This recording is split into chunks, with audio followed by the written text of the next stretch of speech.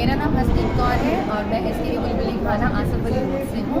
मैं यहाँ TJT science हूँ और हमारे यहाँ मिनी साइंस सेंटर को लगभग लगे हुए ऑलमोस्ट 1 साल हो चुका है और उसका जो हमारे अपने बढ़ाने में जो योगदान रहा है वो आज हम यहाँ देख सकते हैं कि हमने नेशनल जो साइंस चैलेंज है वो अपने यहाँ ऑर्गेनाइज कराया और क्लस्टर लेवल का भी हमारे ही यहाँ वेन्यू था और उसके बाद बच्चे जो है वो जोनल लेवल तक पहुँच पाएंगे।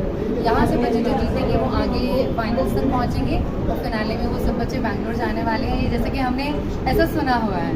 उम्मीद है वो बच्चे पहुँचेंगे भी ज़रूर।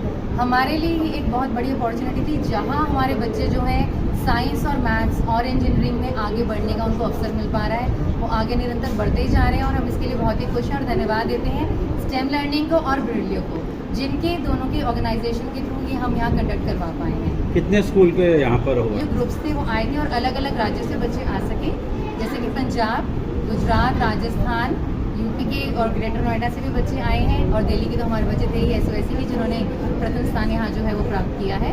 और मैं बहुत ही धन्यवाद देती हूँ अपने हृदय से कि बच्चों ने बहुत अच्छा किया और यहाँ हमें बहुत ही अच्छा लगा स्टेम लर्निंग और ब्रिलियो की मदद से जो हम यहाँ ये प्रोग्राम कंडक्ट कर रहे हैं। कितने बच्चों ने टोटल पार्टिसिपेट किया था? मैम यहाँ पे ऑलमोस्ट 20 ग्रुप्स यानी कि 40 बच्चे थे। 40 में से जो है 3 ग्रुप्स दोनों के सिलेक्ट हुए हैं, मॉडल मेकिंग के और टिंकरिंग के। Tinkering is basically engineering. यहाँ के बच्चों में थोड़ा सा देखिए, जो बच्चे अभी से ही इतना अपना साइंस में इंटरेस्ट दिखा पा रहे हैं वो डेफिनेटली आगे तक पहुँचने में सक्षम है, ये ऐसा मैं मानती हूँ। नहीं तो वो बच्चे यहाँ तक भी ना पहुँच पाते और मैं उनके भविष्य के लिए शुभकामनाएं देती हूँ। जुड़े रहें और आगे हमारे बच्चों को प्रोत्साहन मिलता रहा तो मैं मानती हूँ कि यहाँ डेफिनेटली बच्चे आगे और भी अच्छी जो जगहों पे आगे। थोड़ा बताइए कि क्या किस तरह ये सारा कार्यक्रम होता है? सबसे पहले मैं आप सभी का धन्यवाद करूंगा, आप लोगों ने अपना समय निकाला और हमारे साथ जुड़े और सारे प्रोग्राम को आपने देखा। तो मैं संग्राम हूँ और मेरा ऑर्गेनाइजेशन का नाम है stem learning. Stem learning basically क्या है, स्कूल्स के अंदर मिनी साइंस सेंटर लगाता है जिसको हिंदी में हम लोग लघु विज्ञान केंद्र बोलते हैं। जैसे कि आप साइंस म्यूजियम को देखते हैं, साइंस म्यूजियम में बच्चा जाता है, काफ़ी चीज़ों को देखता है, खुश होता है, बट बच्चा डेली नहीं जा सकता है, डेली टीचर उसको वहाँ पर पढ़ा नहीं सकता। हमने क्या किया, ऐसा ही एक म्यूजियम समझिए आप, नेशनल म्यूजियम या साइंस म्यूजियम को हमने स्कूल्स के अंदर इंस्टॉल कर दिया है। डेली बच्चा क्या है उसको सीखेगा नई नई चीज़ें और टॉपिक वाइज है। मीन्स जैसे आज मैम को पढ़ाना है, मुझे रिफ्लेक्शन पढ़ाना है तो मैम ने रिफ्लेक्शन से जुड़ा हुआ मॉडल लिया, उसको बच्चों को प्रैक्टिकली पढ़ाया। होता है कि देखिए प्रैक्टिकली अगर आप कोई चीज़ देखते हैं तो वो काफ़ी इंटरेस्टिंग होती है और जल्दी समझ में आती है, थ्योरी थोड़ा सा बोरिंग हो जाता है और सेशन टीचर्स को कई लेने पड़ते हैं। मैम ने भी फील किया है कि थ्योरी में जब मैम पढ़ाते थे तो वो टॉपिक 2 से 3 बार एक्सप्लेन करता था, मैम को करना पड़ता था, बट अभी क्या है फर्स्ट टाइम में बच्चों को मैक्सिमम यूटिलाइज हो जाता है।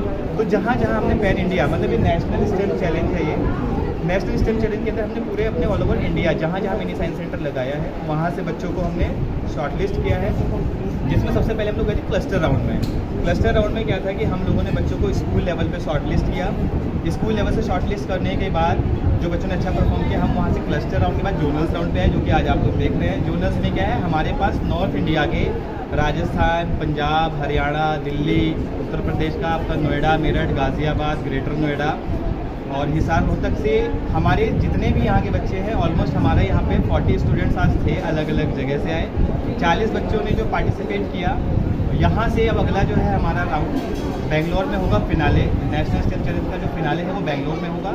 आज 40 स्टूडेंट्स में से जो हमने फाइनल्स के लिए शॉर्ट लिस्ट किया है, हर ग्रुप में से जैसे आपने देखा होगा एक साइंस का मॉडल मेकिंग कंपटीशन था जिसमें बच्चों ने साइंस के मॉडल बनाया, जिसमें उन्होंने बनाया है रेन वाटर जो है आपका रेन सेंसर है, वो rain detector centre, rain water जैसे ही आएगा आपके सेंसर पे तो that is the rain sensor. और दूसरा जो बच्चों ने बनाया है टिंकरिंग में, जो इंजीनियरिंग एंड टिंकरिंग का पार्ट था, सेकेंड पार्ट, उसमें उन्होंने बनाया वाटर लेवल इंडिकेटर, जो हम देखते हैं कि घर में हमारे पानी के टैंक फुल हो जाते हैं और ओवरफ्लो करते रहते हैं। तो ये 2 आज हमारा कॉम्पिटिशन का पार्ट था। सभी बच्चों ने अच्छा किया, बट आगे के लिए फिनाले के लिए हमने अपने 3 ग्रुप्स को यानी टोटल 3 ग्रुप्स में हमने 12 बच्चों को शॉर्टलिस्ट किया है। आज करूँगा हमारे प्रोग्राम मैनेजर विकास पांचाल सर को, जो आपको आगे के लिए संबोधित करें। सर, जिस तरीके से NCERT के काफ़ी पैटर्न चेंज हो गए हैं और अगर हम बात करें जिसमें स्टेम जो है वो साइंस और मैथ्स को लेकर काफ़ी चलता है, तो क्या पैटर्न चेंज होने से बच्चों के लिए क्या क्या कर रहे हैं? बेसिक हमारा फोकस है NEP है, new education policy. New education policy में ना स्टेम को बहुत एम्फेसाइज किया गया है, स्टेम एजुकेशन को। तो हम लोगों का भी जो पैरामीटर है, जो NEP का है, वो पैरेलल चल रहा है। हम लोगों का क्या है कि बच्चों को like stem education specially girl child, क्योंकि उनको हम लोगों का हमेशा देखते हैं कि बच्चों लड़कियों को साइंस और मैथमेटिक्स में हम लोग दम समझते हैं। नेचुरली हमारे माइंडसेट प्रिजुडाइज है, तो हम लोग उसको ब्रेक करना चाह रहे हैं कि ऐसा नहीं है, they are also equal, they can also learn. ठीक है, जितना एक लड़का पढ़ सकता है साइंस, उतना ही लड़की पढ़ सकती है, शायद ज़्यादा अच्छा पढ़ सकती है। तो ये जो हमारा प्रोजेक्ट है mini science centre, astronomy, tinker, बाला, we have lots of projects, all are aligned with STEM education, NEP new education policy. हम लोगों का सिंपल है कि हम लोग बच्चों को अपॉर्चुनिटी देंगे और उनका जो साइंस के लिए एक डर है, मैथमेटिक्स के लिए जो डर है जो हमारे अंदर भी होता था, उसको ख़त्म करेंगे। वो हम अगर 10th क्लास में ख़त्म करना चाहेंगे तो डिफ़िकल्ट है, हम लोग उसको 5th क्लास में टेकअप कर लेते हैं।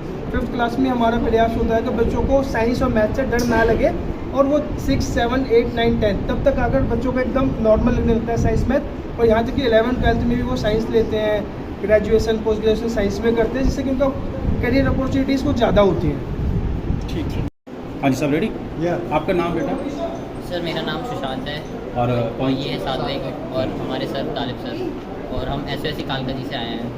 हमने ये इस कंपटीशन में वाटर लेवल इंडिकेटर बनाया था और ये कुछ इस तरह से काम करता है। सर जैसे एक ये मेन पावर का है, फिर ये जो बाकी बैट्स हैं वो अलग अलग लेवल पे लगाए जाते हैं, जिससे कि अलग अलग लेवल का पता लगे कितना वाटर बढ़ चुका है। जैसे कि ये 200 ml पे लगा रहेगा, तो जैसे ही 200 ml वाटर ऊपर आ जाएगा, ये फर्स्ट LED ग्लो करने लगेगी, फिर ये दूसरी LED ठीक।